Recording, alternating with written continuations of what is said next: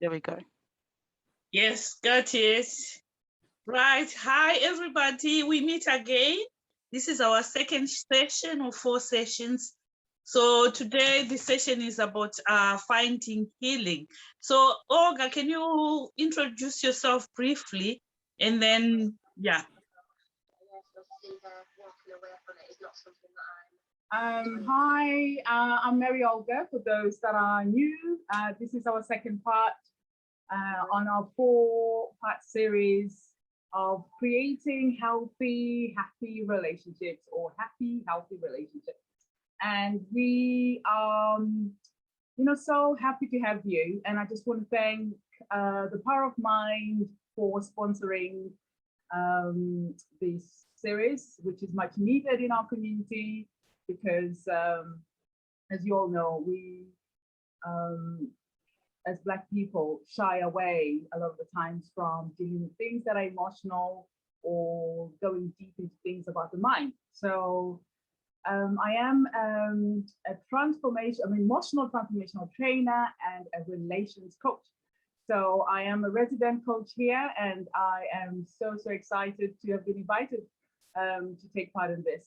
So today, as the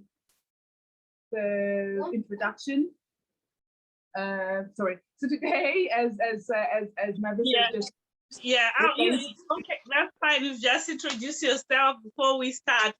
We need to recap on what we've already talked about before, and then we can go into the first. So welcome, Olga, and thank you for coming and actually doing these sessions with us. Like you said, they are really needed in our community.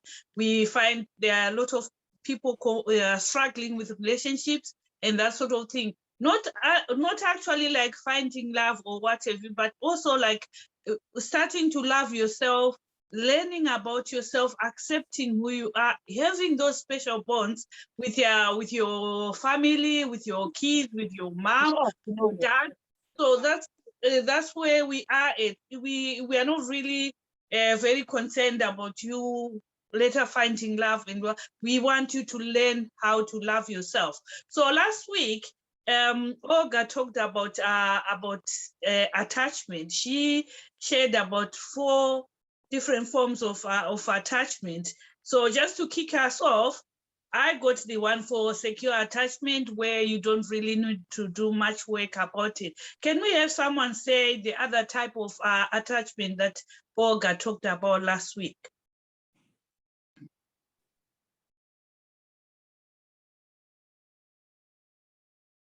Yeah, let's get the class going. Yes, please. Let's have the. So yeah, she also talked about the love addict, or the anxious person who's very anxious to be loved and who gives everything. I think they'll do anything to be in love, and they are the sort of people that can be abused because of their need to be loved. And then she also talked about the avoidance type, or the love avoidance type. That type that doesn't, I think in our show now we say vasinganyengerere, and that's the whole type. So if the slightest thing that goes wrong, they'll just walk away. They're not the type that will come and be persuading you or being nice to you so that you are in a relationship. If something goes wrong, they just walk away, and that's it. And then you can take it from there. And then she also talked about the one that's got both. That's the disorganized type that can show traits of being they are dual. So they can show traits of being the love addict. They can also show the traits of being love avoidant. Depending on the situation that's presenting, they can just pull out one persona, and then the next minute they pull out the next persona. So I think in the form of an introduction, that's what I'm gonna talk about. I don't know, Olga, is that all right? Yes, that is perfect. You did very well with that. Yes, you're right. Secure doesn't need much. They know they can fall in love and fall out of love, and there's no drama there. They are able to address difficulties, and if things are not changing, they can walk away. And then the love avoidant, so the love addict, you were really, really good on that one. Yes, very anxiously attaches, will do anything for love, and therefore prone to abuse, like you said. And then the avoidant will not, mostly will never enjoy a long-term relationship properly because they'll always walk away. And after they walk away, sometimes they say, love is not for me. And yet, once they heal, it could be a different ball game for them. And then the dual, yes, very confusing. If you're in a relationship with your dual, it's a nightmare because they're not consistent. They are going to be chopping and changing and confusing you as well.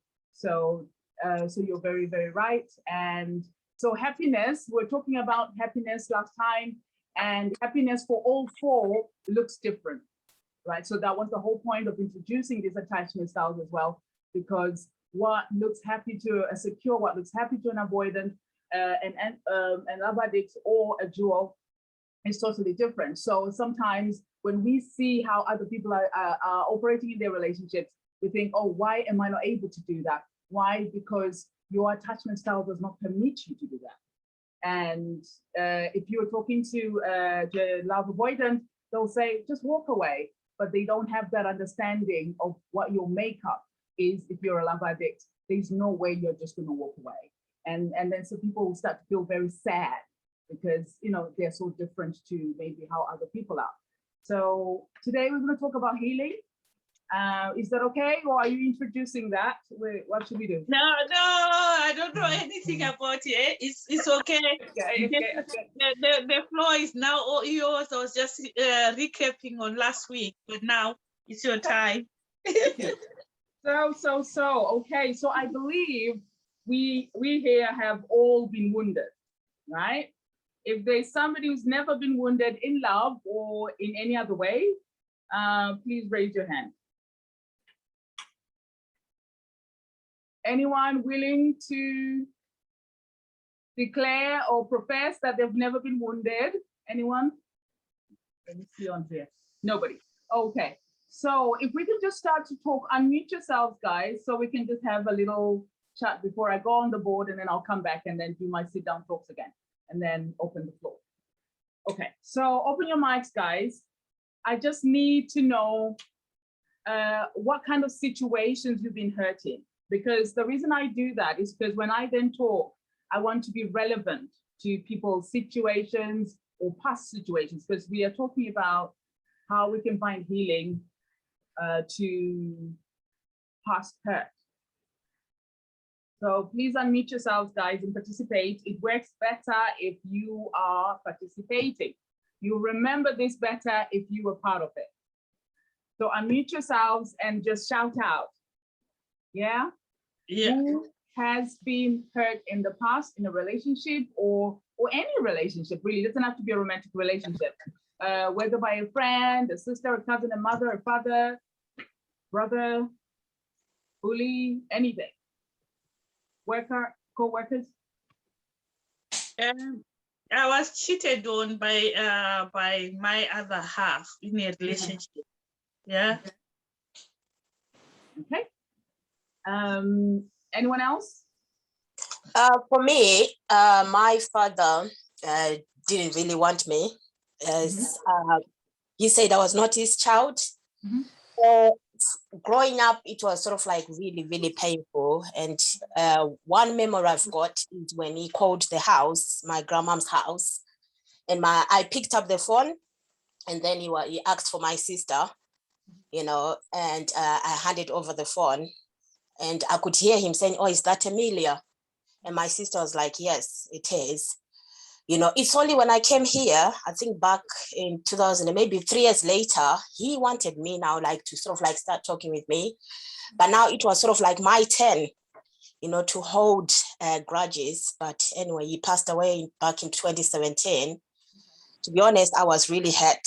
It's as if to say I've never met this man, but still, I kind of regret, like I wish, I gave him, that kind of chance instead of holding the grudges. So, yeah. So did you grow up with him, or he was a father who was an absent father? I didn't grow up with him. Okay. He sort of like from a young age, he always said that I was not his child. Oh, right. Okay. So this wasn't kind of a grown-up being disowned when you were already an adult.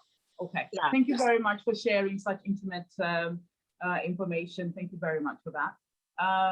Anyone else who has been hurt in the past?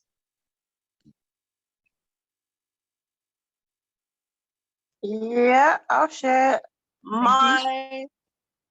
Yeah, Yeah. Yes, we can hear you, Fari, and I can see you. I can see your picture there. yeah. My situation was sexual abuse as a teenager, which just seemed to have affected everything around me.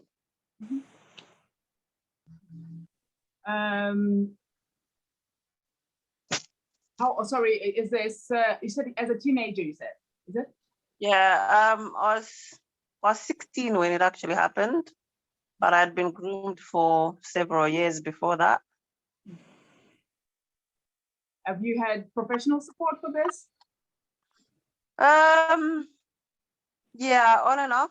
On and off. Okay. Okay. We won't go into detail. All right. Thank you very much for sharing that as well. Thank you very much. And just something I guess we should have said at the start of the session is things that people are sharing here, if they could be kept confidential, please. Some people are mentioning their names, and we would appreciate that and hope that everyone is adult enough to be very sensitive, and as we discuss people's issues as being confidential when you're away from this part. So I thank you so much for that in advance. Okay, anyone else?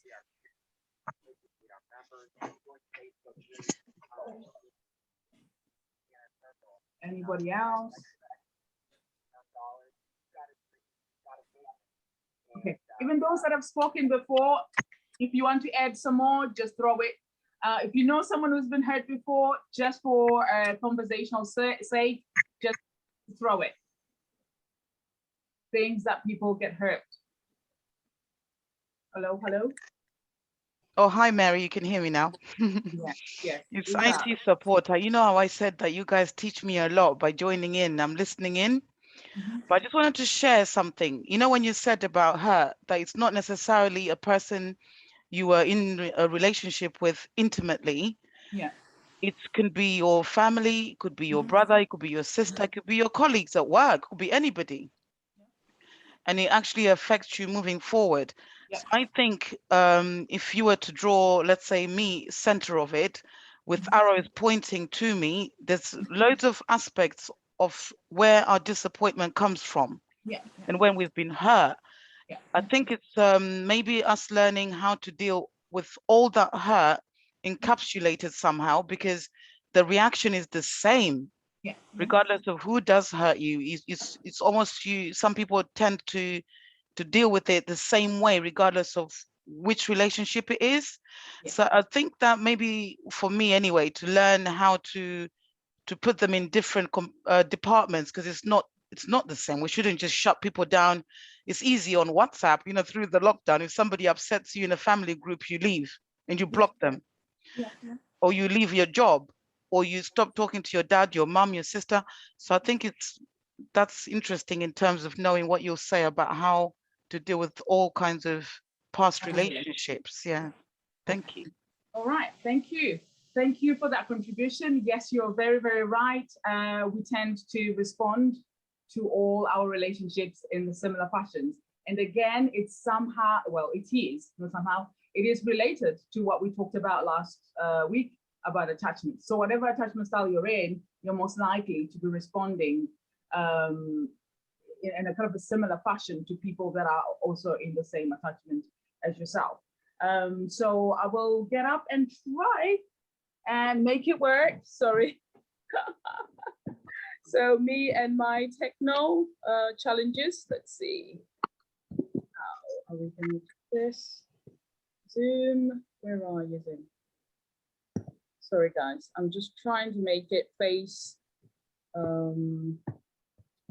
the board, or turn it around rather, so that what I'm writing won't be spinning around. Now I've lost my Zoom. Oh, you're back. Yeah, we can see you now. I'm back.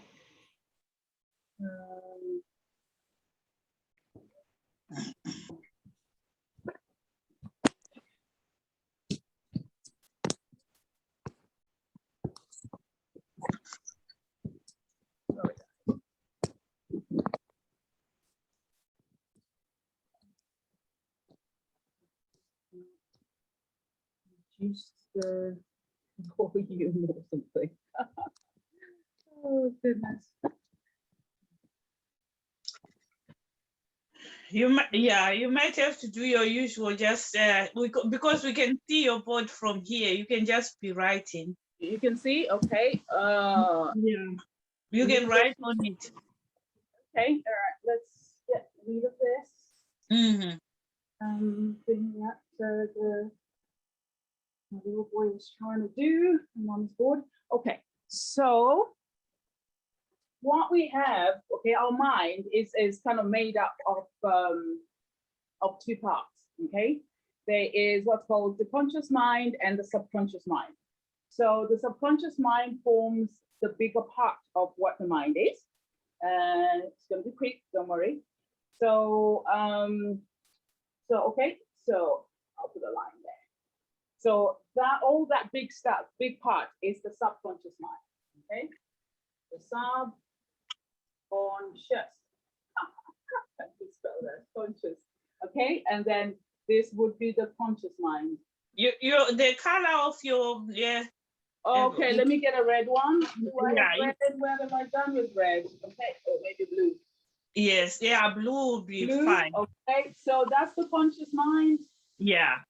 Okay, conscious, and that is the subconscious. Okay, so this whole bit. So how it works is the conscious mind is the thinking mind, right?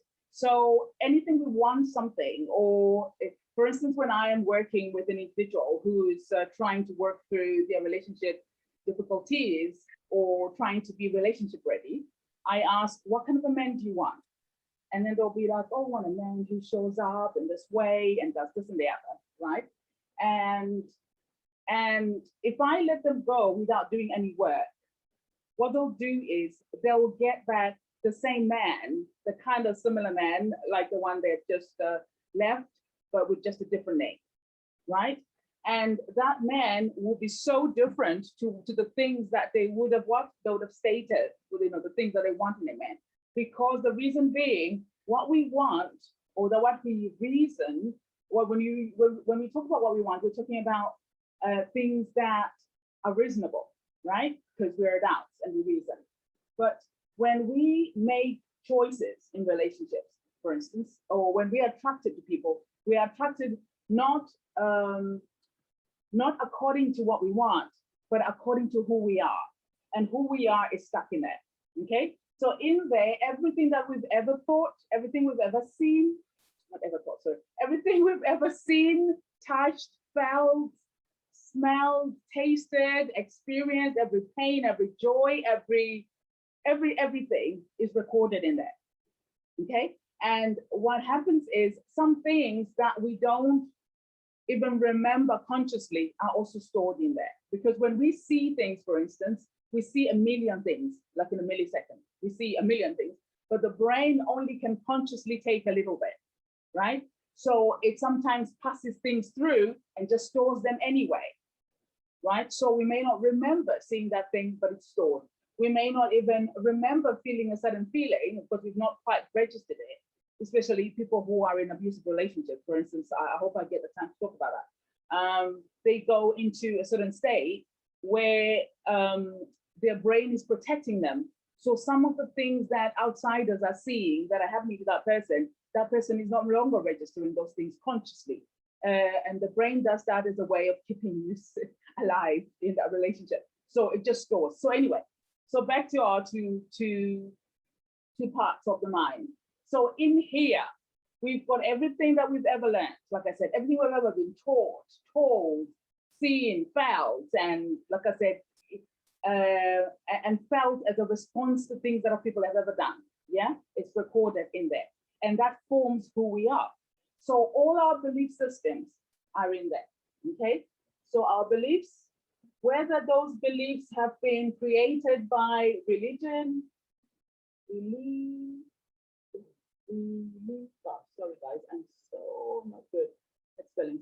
Religion, I think, or whether it's just cultural, or whether they're just societal rules, societal. Oh, forgive me if I'm not spelling right.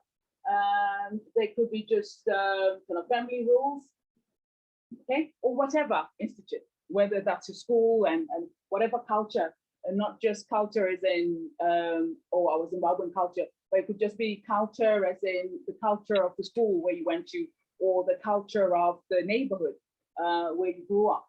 So all those things are all recorded in there. And like I said, they form part of who you are. So that's why when we are attracting someone, we're not attracting someone we want, right? But we are attracting someone that the mind thinks we need, okay? And it thinks we need them based on what it's kind of made up in terms of, or based on our wounds and our hurts. Okay, so let me sit down and then I'll not carry on too much. So I'll just leave that and sit down and see if I can start making more sense. Sorry, yes. So,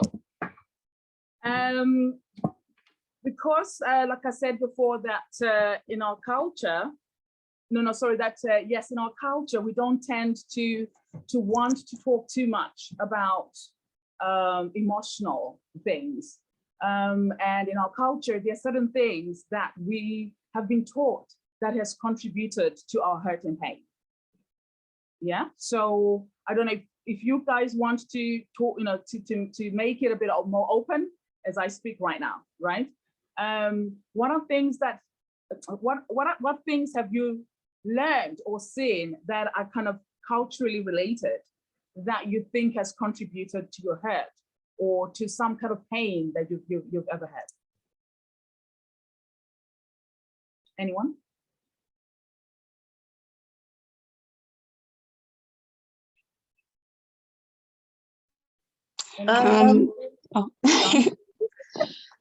I'll go first. I think it's a mixture of culture and religion.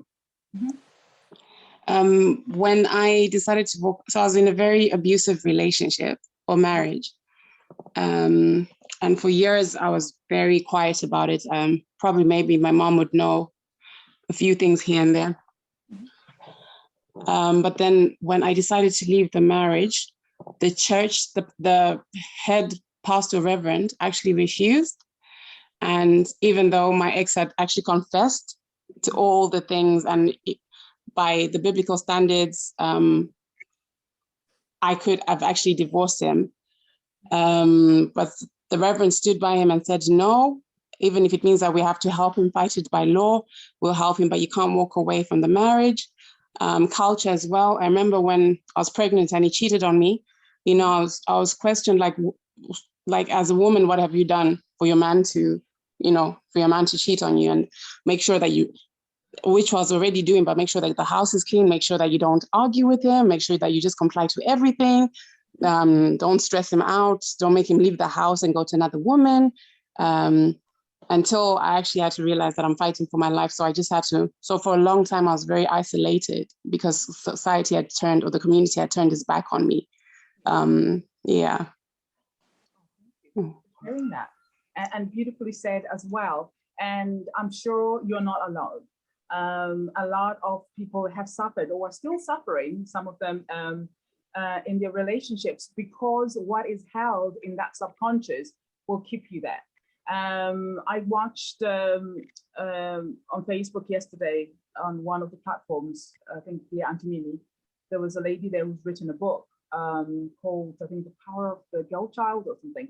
And they were saying, who is teaching the man? And that's still the question, because yes, and I think we were having a conversation in our WhatsApp group as well, that yes, we are getting ready, but when we are ready, we're still going out there to men who are emotionally immature, who are emotionally so wounded that even in our readiness, they will drag us down still. right? So the culture, whether that would be biblically or religious, in a kind of religious way, or the culture as in our Zimbabwean culture or African culture, the rules are almost similar. The rules favor men. The rules seem to want to prepare the woman for marriage, and the man, there's not much that is inputted in terms of the man being ready for marriage, and particularly so like in Zimbabwe. And I think colonization had a big part to play with this, because I remember someone saying at some event that I went, that in the past, if you hit your wife, like many kind of centuries ago in the Shona culture, if you hit your wife, you would definitely be taken to the chief, and there'll be people that'll be sent to hit you or something. Like women were really protected. And in the original Shona culture, women were separate. That's why maybe you got the Mbuyane Handas, being hailed as the kind of superior beings and all that, because women were treated as queens. And I think the coming of the structure, the European structure, kind of broke down family ties and family cultural ways of being, right? So, and I think that's where a lot of the better part of the culture was kind of lost. And because what I remember my grandfather telling me is way back in the day, before schools were established as we know them, boys would have some kind of right to passage to manhood. They'll be taken somewhere where they'll go for weeks or months probably, where they'll be trained to hunt, and they'll be taught about what their role is going to be in marriage, or as a man, as a provider, and all that, and as a protector of his family. And so since the school system is a different way and has got all its own different priorities, all that has broken down. And again, as females, in the Shona culture, there's a lack of, how do I say it, of positive messages that encourage empowerment, in the girl child. Like for instance, the Malawian culture, or is it the Nyanja culture or whatever, they've got this Chinamwari thing, and people think of it as a negative thing, but it's where girls are taught on what to expect in terms of how to be treated by a man, and their men as well are actually taught how to love a woman and in and outside of the bed and all that. But because of the way we were raised to be pure for your husband, and if you happen then to either be forced into having kind of a sexual intercourse before you are married, or decide that that's what you want to do before marriage, all those things were looked down upon, so much that we are carrying a lot of shame around sex, right? So then that leads to us not even kind of enjoying our sexual lives once you get married. Again, because the men are holding certain views in their belief system about how a woman should be in bed and things like that, right? So I think our culture has kind of let us down and has caused a lot of some of the unnecessary hurts that we would have experienced as women, either in our teenagehood, in preparation for adulthood, or even when we find ourselves in relationships, because we have to behave in a certain way. And the person that does not behave in that way is labeled heavily and badly. And therefore we start to, because of that shame, we start to hate ourselves unconsciously, right? So the subconscious then, because you are doing what goes against what you've been taught or what you've been force-fed, either through the family belief system or through the societal belief system or cultural or religion, when you're going against that, you'll start thinking that you are bad, right? You're not a good person, right? So that's why when we find ourselves in abusive relationships, we are battling, even though we are educated and we are conscious that should not be happening, but we are battling against a bigger source or bigger form or bigger force, which is the subconscious and what is holding in there, right? And if you have never had any work done on yourself, like emotional work, what you learned all through up until now, that is what is you, that what becomes you, right? So if we go back to, I think it was Laura who talked about, I'm not sure who was talking about the different forms of relationships and how we show up to them. For instance, if you were bullied, right, in the playground, all that you experienced then, how you responded to it, how it made you feel, the words that were said, is all recorded in there. And like I said, it's become part of you. It forms who you are. And that's why sometimes, even consciously, when we know we should be thinking of ourselves differently, right? We cannot, because there's always a small voice that is fed by the bulk of the things that we're carrying in our belief system that will always say you're trash, right? And I know sometimes people say, you're so beautiful, okay? So if Dion, who's just spoken about her experience, people would probably wonder, why did you stay? Why did you not leave sooner? Why did you have to listen to the, the pastor and all that? But we were raised to listen to authority. Again, that is so ingrained in us because, like I said, you are what is in that belief system. You are what is in that subconscious. And the way the subconscious works as well is it does not need permission of your conscious mind to respond or to do what it needs to do, right? It is so independent in how it does things, right? So that is why, for instance, an example that I've used is if you've learned to drive, right? You don't need to think, oh, I've just seen a rabbit, so left leg, can you put your leg on the, you're not consciously telling yourself what to do. It just knows that's danger. So the subconscious is in play at that moment. That's danger. The subconscious will know which leg to lift and which pedal to step on without you even looking at what is going on. So that's how the subconscious works. It does not need your assistance. The other example as well is when you breathe, right? The subconscious knows what rate to breathe. It does not need your assistance as you in your conscious mind. It'll just do what it needs to do. Of course, consciously, you can decide, I want to breathe faster, or I want to breathe more slowly and relax myself, right? But you don't need to tell your breath to come out, or you don't need to breathe in, because the subconscious already has a program that allows it to know when to breathe and when to hold back, right? So the skills that we've learned throughout our lives as well are stored in the subconscious. Like I've said about the driving, you don't need to tell yourself. Once you've mastered it, it gets stored as well as a pattern. So the brain knows there's a sequence. I see danger, there's a rabbit, I'm not supposed to step on it, drive over it.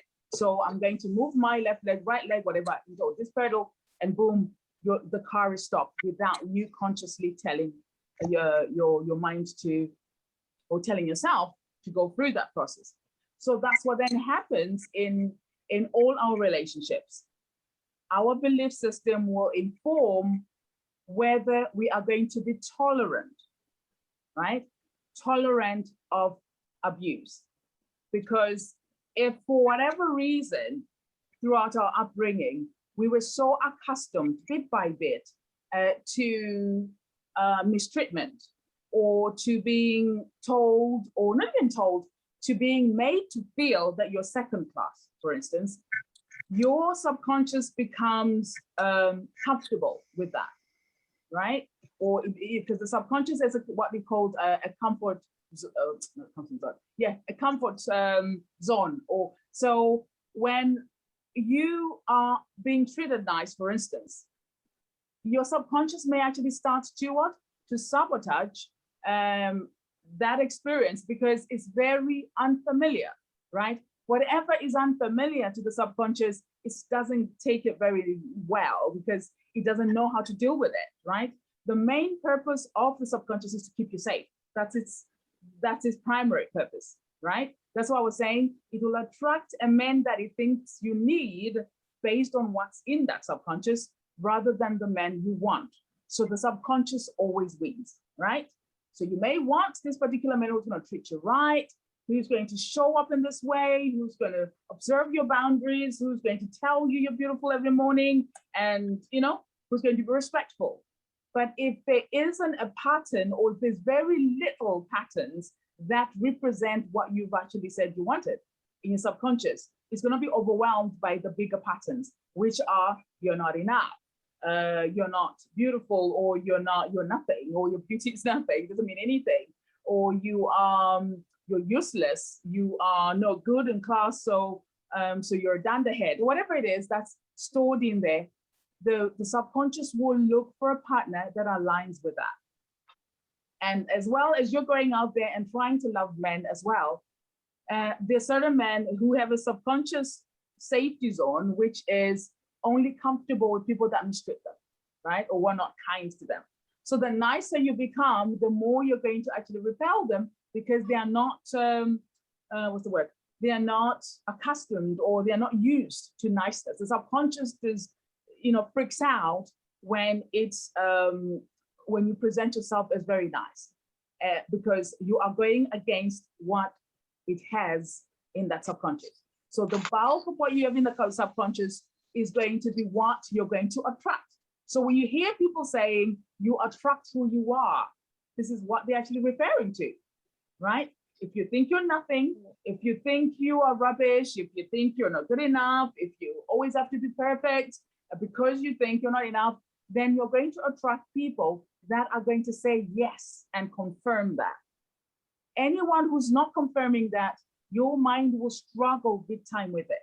Okay, your conscious mind might think, oh, I like that. But the subconscious will start to create drama and other things just so that it doesn't have to deal with something that is very foreign to it, right? And so that is the reason why we have to do some work on ourselves, especially clearing out that subconscious of the existing beliefs that don't serve us. Because I know culturally they're good. We do have good beliefs that would be helpful. Even in religions, we got good belief systems that are helpful, but we have then, the power as adults right now to question everything, to say, this belief, where did it originate from? Was it useful back then in the, God knows, 19 whatevers, or in that environment where it was created? Or should I be creating my own culture, right? So we hold on too much to cultures that are not good for us, cultures that will continue to hurt us, cultures that will align us with belief systems that are killing us softly and all the time, right? Like, for instance, when I came to England, I was probably one of the youngest in the, in my uni class. And I was not able to share. I couldn't speak for fear of, challenging a point that an adult had kind of, had come up with. So it carried on actually for a number of years. Even after I qualified, I struggled to articulate myself. Why? Because of that belief that you do not challenge your adults, right? We were raised to want to just be there. We were not heard or seen. Our opinion didn't quite matter. So how then in a relationship are we going to be able to articulate ourselves? Thanks, Laura, for that. Yes, it is true. So how then are we going to articulate ourselves inward if we were raised to feel and think that our points are not valid, our contribution to what's happening in the family is not good enough, right? So those things, even though they seem like they're not wounds or they're not traumatic, those systems actually created patterns in ourselves that then contributed to the many hurts that we then experienced. right? Whether it's through school, whether it's through universities, through workplaces, and relationships with friends, relationships with spouses or romantic relationships. So who we have become is definitely based on things that have hurt you, things that that excited you, but mainly the things that the subconscious zooms in on is the negative things. And the reason it does that is because its primary objective, or its primary that's a simple word, its primary goal, yes, is to keep you alive, right, and safe. So, and its interpretation of alive and safe is different to probably what you would think. Like, for instance, those people who are love addicts, right? The pattern that's always saved you, right, from being outcasted, right, or being left, has always to cling on and people please, right? And for the person who is an avoidant, the thing that has made you feel safe all throughout your life was to walk away and avoid confrontation, avoid situations, avoid anything that's hurtful. So that's how you've survived, right? So the subconscious will make you continue to do that. And for those people who are dual, who have said last week that they are very angry, ready to attack all the time, and they are more likely to be the bullies and the abusers, because what? They want to control the situation. So it's just true when you hear that bullies are just insecure people. Yes, they are. So what they're trying to do is, if I make you feel small, then I will feel more safer, right? Because I'm threatened by you. So I'm going to do as much as I can to destroy you so that I can continue to feel better than you and stronger, because I generally just feel unsafe as a dual attached person, right? So these things that we have learned, or the way we've learned to survive throughout the years, is what the subconscious will carry on to force you to use, because that's to the subconscious mind is tried and tested, right? So for the love addict, if you carry on people pleasing this abuser of a husband, if you carry on doing what you need to do and walking around eggshells and so on, you'll be safe, and it works, right? The relationship will be stable for a few, for a few days or a few weeks or a few months or whatever, until the person decides to erupt again. So, but you just carry on and on and on and on.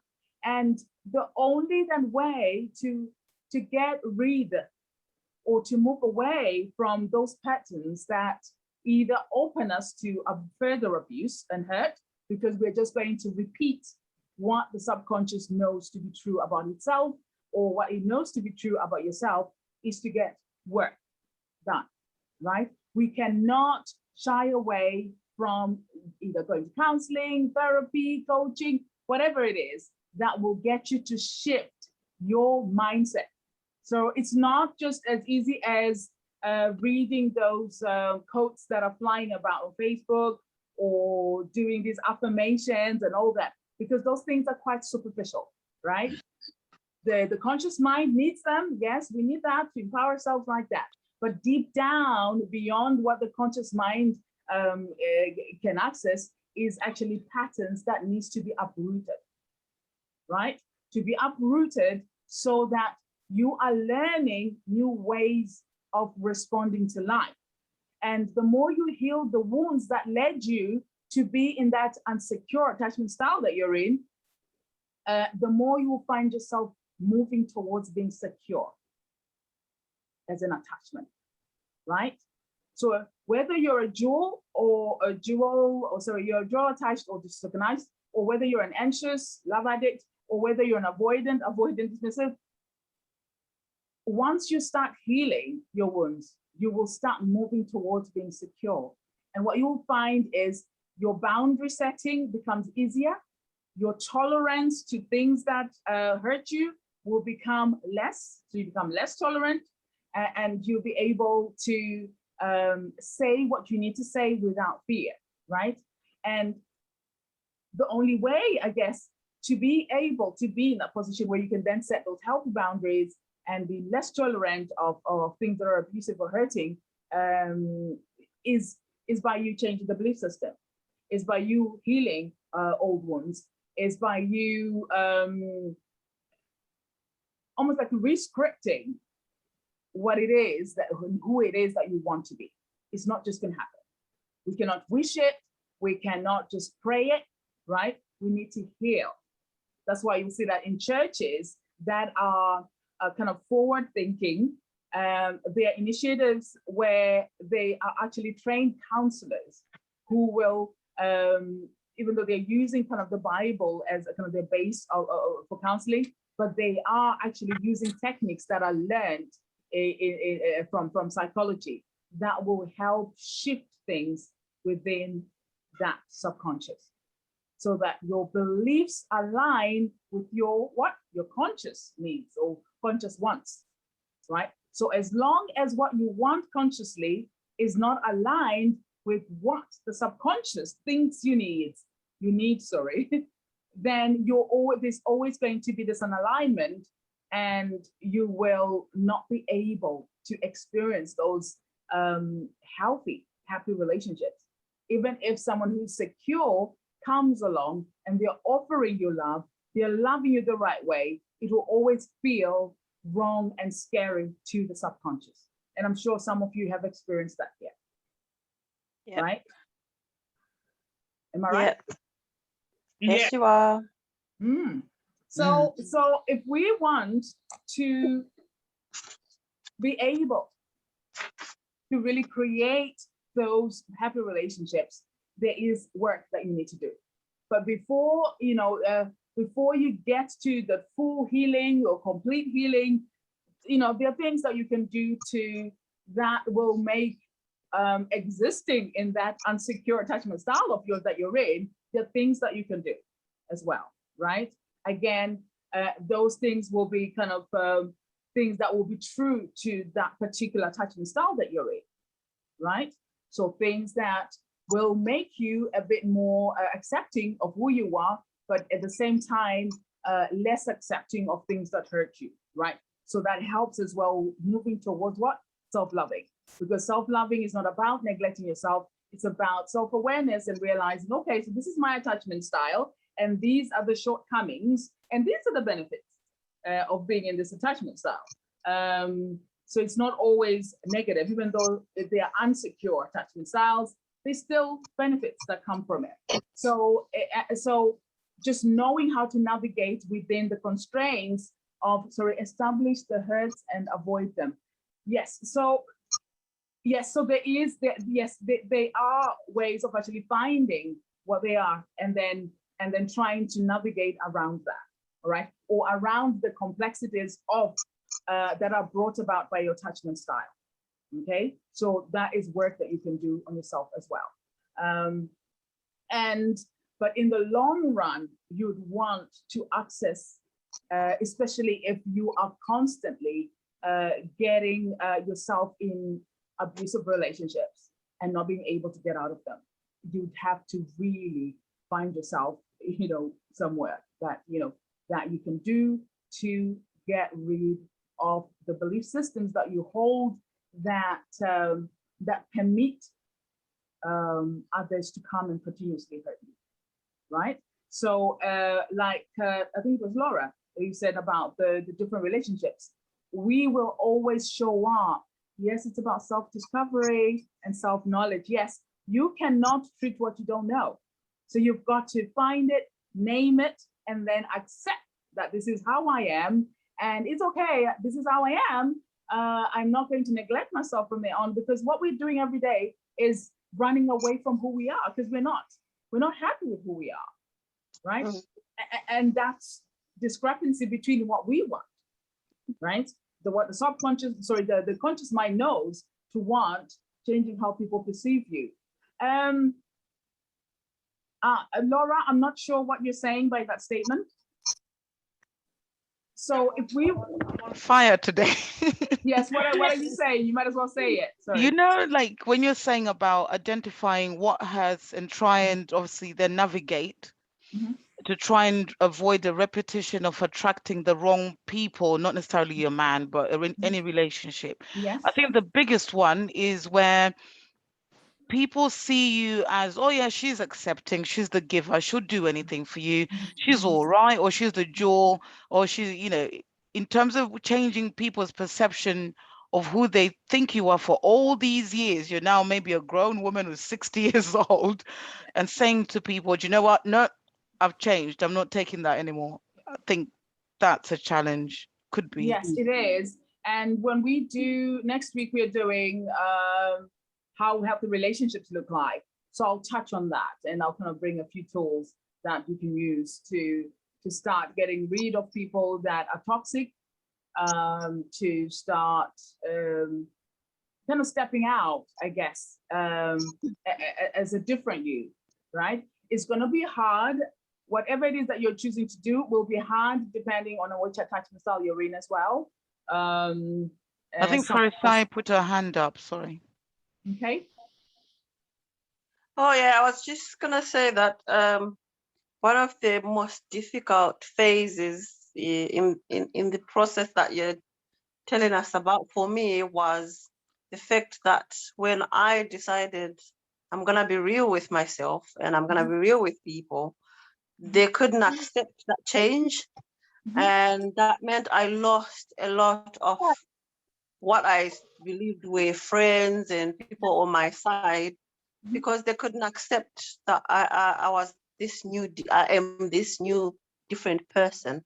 And I think a lot of people, that's when they kind of backtrack and go back, because you're thinking, I don't want to have no friends. I don't want to have no support. I don't want to lose my family. So you end up thinking, oh, well, I might as well just go back to the way I was before, so I fit in. And that has been very difficult for me, to sticking to my gun, to, you know, sticking to. Most likely you would be probably anxious, love addict, sorry.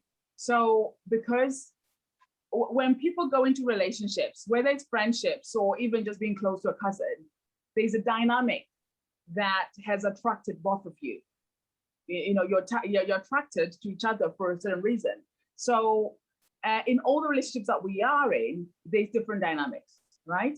So if you came to that relationship or to those relationships that you're talking about, and you were the giver, you were the easier one to deal with, you were the one who always compromised, and you were the one who was always there to praise their success, and you never got that back, right? Yes. So when you change, you are forcing that dynamic on them to, you know, you're forcing the dynamic to change, and people don't like change. So they're thinking, what the, what, you know, what are you doing? And again, their subconscious is, they may not even consciously know this is what's happening, but their subconscious is finding you threatening, because now you're showing up to this dynamic different. So you're a threat, right? So they're not going to want that relationship, because they don't know what to do with you now. They know how to deal with Jane, because maybe the dynamic with Jane, they are the one who's the giver or whatever. But with you, they were there to take. So if I can't take from you, how else am I going to show up with this dynamic, right? Sometimes we have friends who, sorry. And Olga, also in relationships like with family and friends, I think people get into relationships because of what they can get from you. So say if you are someone who drops everything and they say, oh, can you go and pick up my child, and you drop everything, can you do this, can I have money, and you give them money, and then the next thing you are now refusing to give them money, you are refusing to change your timetable and that sort of thing. You have no use to them now. No. That is right. You know, they came to that relationship, or rather, we have taught them that it's okay. This is us, right? Yes. And their whole being has accepted us in that way. And like I said, that subconscious doesn't like change. That's why even when we get nice people as well, we may struggle to accept them, because we've always been the doormat, right? Yeah. Or we become suspicious of nice people. What do they want from me, right? Or we may not even be conscious that we are repelling people that are nice to us, because the subconscious cannot do with what he doesn't know, right? So yes, in those relationships that we have with family, they are usually based on what attachment style we are as well, right? So we are the givers, people, we have no boundaries. We just allow people to come and take. And then we have those people who are avoidant, who are least talked about. They also do not enjoy great relationships, right? They think they're okay. They think they're happy but they miss out in fulfilling relationships because they're so guarded and they're just thinking love is fun for me. And then they are more interested in putting their energy in things that have nothing to do with humans, right? So they become either addicted to alcohol or become workaholics, or they focus and put their energy in other things. But again, they miss out in loving, supporting relationships. And even if somebody who is secure or somebody who's just loving comes along, they will find a way to just, dismiss and run, because what? They are carrying a lot of hurt. And the only way that they've known to survive was to just run off. As soon as trouble starts, I will not even give it a chance. I'm going to run off. And yet, like I said last week, beyond that one struggle, there may be a beautiful relationship there waiting for you, right? But they never then get to experience what is beyond that one struggle that they decide, gosh, I'm not drama, I don't like drama, I'm off, right? And again, they're not patient enough to even stop and try to analyze the situation like a secure person would do. What is going on? How can I be of help? Do you need support? Do you need, can we explore what you need, or can we explore what I need to either compromise or change or whatever? But avoiders have no time for that. They're like, bye, that's it, shut the door, and they're gone, right? Either they start over again whenever they decide they're ready to, or they never start again. So we want all to be out there enjoying our relationships and not be cut off and just thinking we're okay on our own, because we are built to interact. We are built for connection. So if we want to enjoy connections, then we cannot have these big walls as avoidance. And for love addicts, we cannot just be open and be free for all to take, because it's draining and we are left with nothing and we're miserable. So there's no happiness there, right? And then for the jewels, the world is safe, right? So you'd have to heal to be able to then realize that some things that you perceived as danger are not actually threatening, right? So you're unsettled in your relationship because you are so hyper vigilant, waiting for danger or trying to control the other person so that danger does not suddenly just pop out of the bushes. So you're always on guard and always ready to attack, always angry, always being ticked off, always thinking, taking everything personal. Again, that can't be life, right?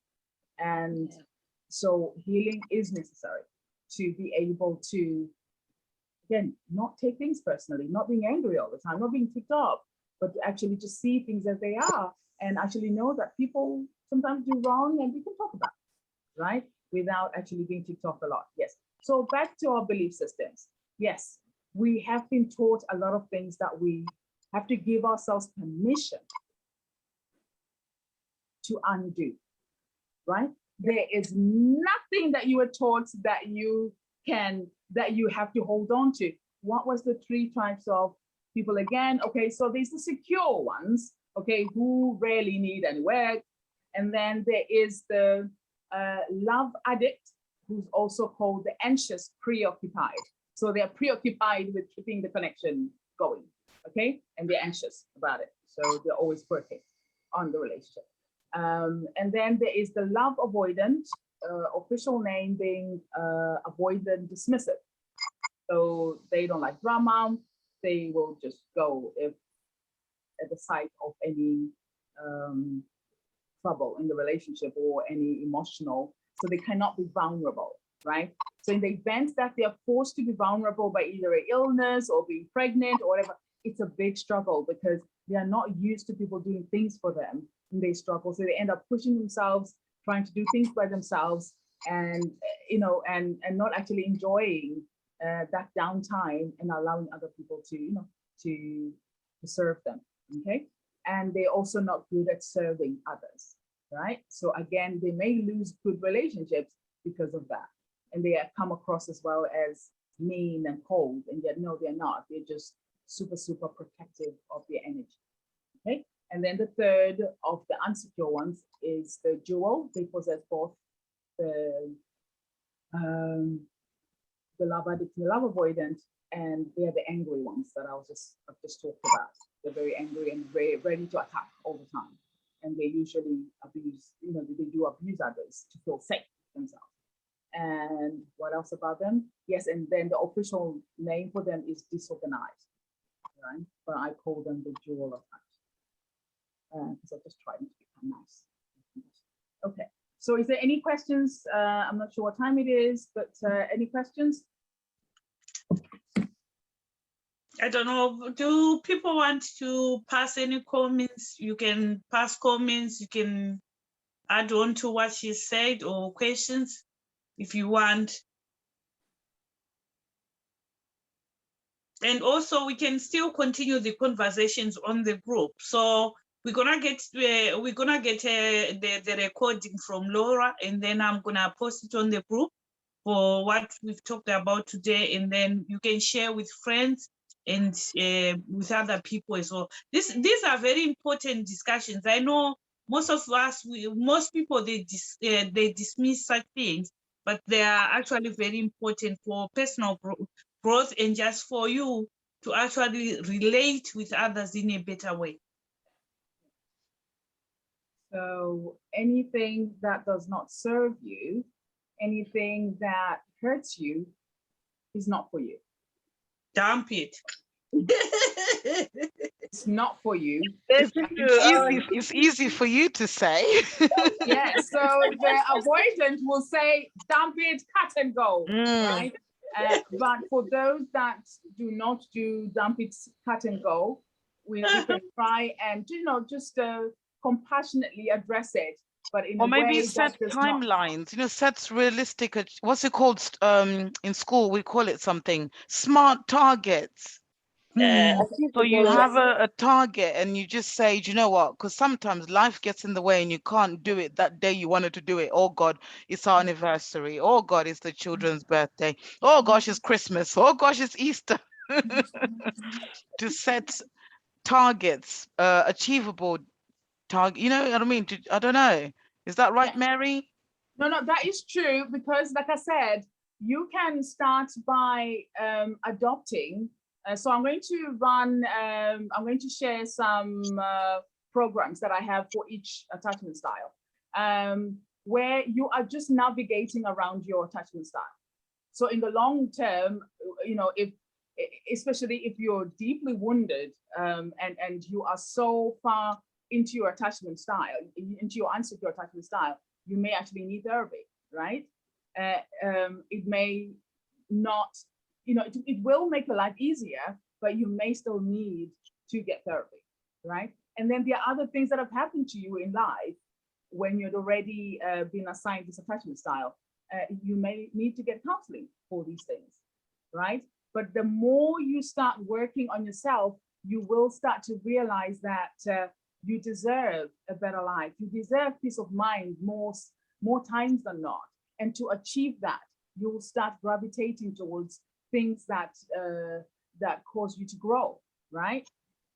And like I said, if there's anything that you've ever been taught and you can see that it does not align with where you want to go and who you want to be, it's good to question it. Where did it come from? What's its use? Is it actually valid? Should I still be holding on to that belief, especially if that belief hurts you? That's the first point. Right? That's the first point. And again, I am, soon my book will be coming out. It's called Fine Tuned. Again, that is almost like an introduction to get people to have a great relationship with themselves, right? So we're not broken, but sometimes we're just out of alignment. So this, once you start mending the relationship with yourself and you fine tune yourself, you'll start to see that some things just start falling into place, right? You're able to just put your boundaries where they should be, even though it's hard, but you're still putting your boundaries, right? And even for an avoidant, we are not suggesting that you're going to walk away. That's not healthy. You are going to be a bit more vulnerable and be able to address things. because that's how secure people do it. So we were trying to gravitate to being securely attached, because yes, secure people address things. They don't avoid, they don't become easily agreeable, they do not attack others or become aggressive. They address things. So, you know, so hopefully you guys will be able to get yourselves a copy when it's out, so you can start fine-tuning the relationship with yourself, so that when you're aligned, you'll be able to, you know, to do the things that, you know, we take, you know, other people take for granted. Like, oh, why don't you just talk about it? Yeah, because my passion style is not that. Thank you so much, Olga. Yeah, I think Laura, there were a few comments that were put down there. Can you read out some of the comments, please, so that we wind up and we. Yeah.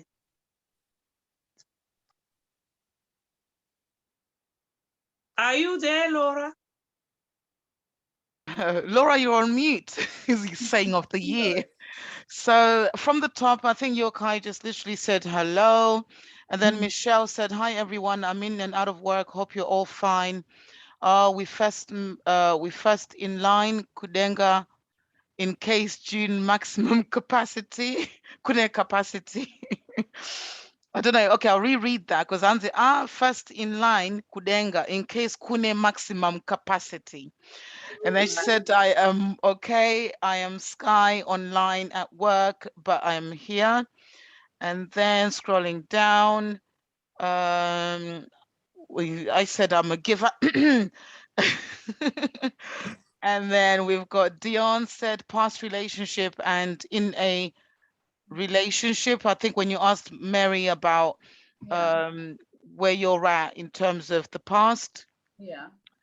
Again, that was me just saying true, establish the hurts and avoid them. I think, Mary, you responded to that. And then Farisai said, yes, it's all about self-discovery, self-acknowledgement, and self-acceptance. Wow. Whoa, that's deep. And then where are we? About changing how people perceive us. And I think Farisai responded quite beautifully to that in terms of making changes and feeling alone when you do make those changes. And then Wimbai said, great discussion. It's a pity I'm on the train and I can't participate. I will dial in next week. I have to come off. Thank you to you, Wimbai. And then we've got Emilia who said, great discussion, learning a lot. Thank you for this. And then again, I think I said something about there's 3 types of people even. And I think you addressed that, Mary. And then I think another bit was to be selfish with yourself, which leads quite nicely into your book in terms of self-discovery. And then Florence said, thank you for a great presentation. Thank you so much, Laura. I hope you're gonna also give us this feedback because I think we need to put it on our Facebook page, some of the comments, so that people can see that we are actually doing something very important, and also that people are actually enjoying our sessions. Thank you so much, everyone. Thank you, everyone, for joining us today. I hope we meet again next week, same time. Please tune in, come in with your questions and your comments. Bring other people also to come in and listen to what we have to say. I was just going to add, I don't know, it's up to you, Auntie Mavis. If you want to compose questions, then maybe we do it as a survey, because not everybody likes to speak out loud. Then maybe a form, an online form would be quite nice. Thank you. Thank you. You can stop recording, I think, yeah. Thank you.